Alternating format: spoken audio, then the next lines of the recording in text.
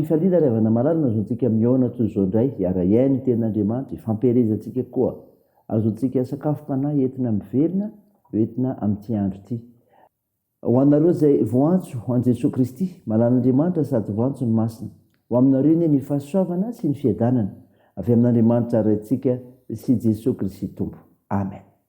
Alatsinainy 7 septambra 2022 ibanjinantsika ileo hevitra hoe velon'ny finoana ny mpina. Andeha riavana idera sakalazan'andriamanitra isika. Misaotra ny Jehovah lalandava aho, eo mbavako marikariva ny fiderana azy. Jehovah ndrehariha amin'ny fanahiko, ary izany mandefitra ka ho faly, miara mankalaza ny Jehovah amiko, ary aoka hiara-manahitra ny anarany isika. Amen.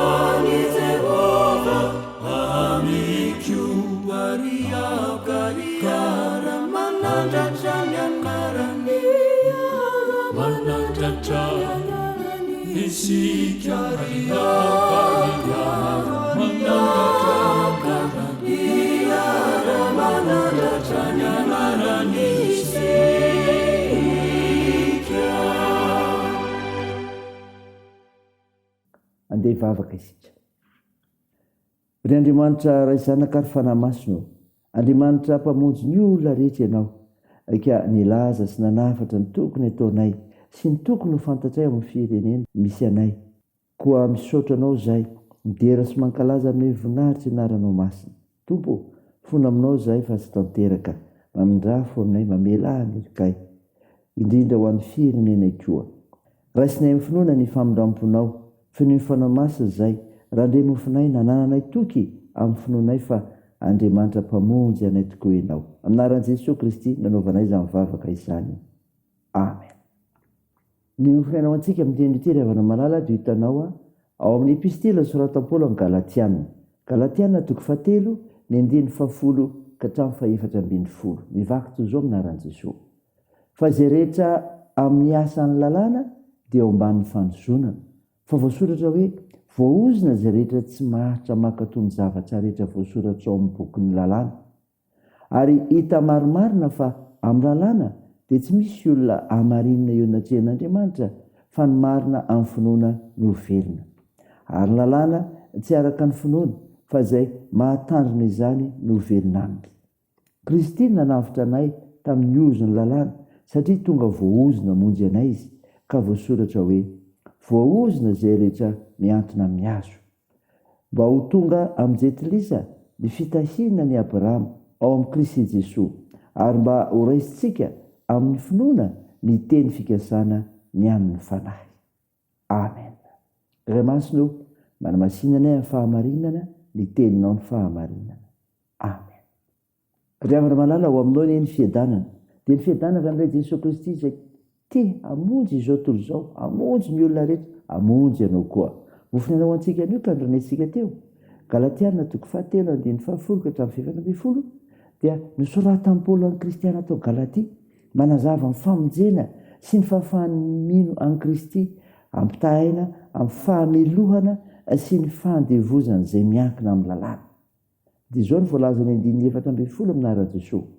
Mba ho tonga ao amin'izay tilisa ny fitahiana ny Abrahama ao amin'ny Kristy Jesosy, ary mba ho raisitsika amin'ny finoana ny teny fikasana ny amin'ny fanahy.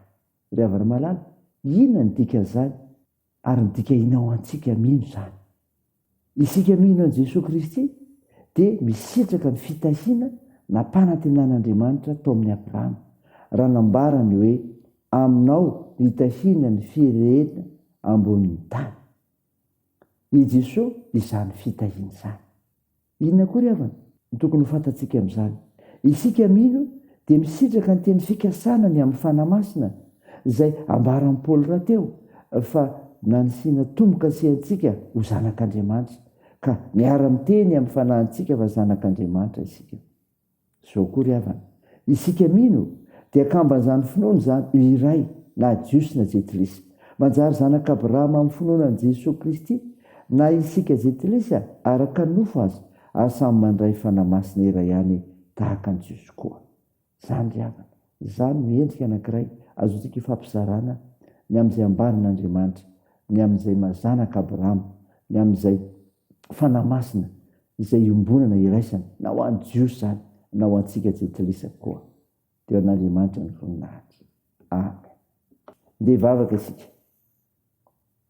Andriamanitra, misaotra anao no ny mofinaina nomenao anay, izay mampafantatra fa ny jetilisa dia afaka misitraka ny fitahiana Abrahama ao amin'ny Kristy sy ny teny fikasana ao amin'ny fanamasina, ka kamba ny finoana iray na jiosy na jetilisa, manjary ho zanaka Abrahama amin'ny finoanan'i Jesosy Kristy.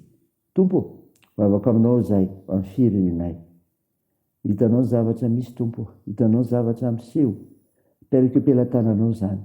Vangio zay Jesosy, vonjeo ny firenenay, ary dia mba ny fahasoavanao zay. Tanterao indray izay verina famasoa manoloana ny fiainam-pirenenay ho anay malagasy rehetra. Vavaka aminao zay, nanasanareo marary, hitahinao ny asa fitsaboana, ampinono ireo azony manjo, vonjeo ireo sahirana ka tohaninao ireo marefo zokiolona, tsonjovo ireo ny ampigadrana.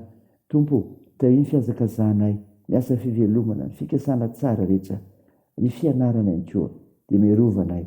Ny vavaka dia tany aminaran'i Jesosy Kristy mpamonjy anay, izay nampahandry anay ny vavaka manao hoe: ranay eo izay any an-danitra, ao masinga anie ny anaranao, ho tonga anie ny fanjakanao, ataony ny sitraponao ety an-tany ho tahaka ny an-danitra.